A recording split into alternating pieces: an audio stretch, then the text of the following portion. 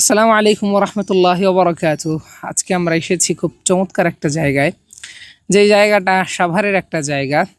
এবং আমার পিছনে যেই খালটা দেখতে পাচ্ছেন, আপনারা একটা বিল দেখতে পাচ্ছেন। এই বিলটা মূলত বুড়িগঙ্গার সাথে সম্পৃক্ত একটা বিল, অর্থাৎ এই বিলটা সরাসরি সম্পৃক্ত একটা নদীর সাথে, যেই নদীটা সরাসরি সম্পৃক্ত বুড়িগঙ্গা নদীর সাথে।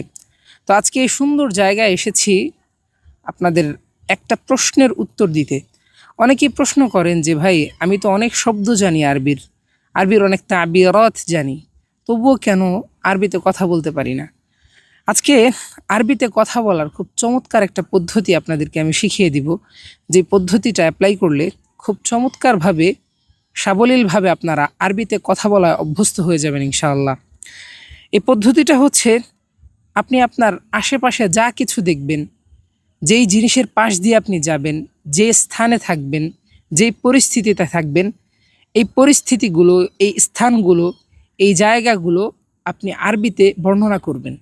এই অভ্যাসটা যদি আপনি আপনার নিজের মধ্যে আনতে পারেন, তাহলে অবশ্যই অবশ্যই আপনি আরবি ভাষায় কথা বলা অভ্যস্ত হয়ে উঠবেন ইনশাআল্লাহ।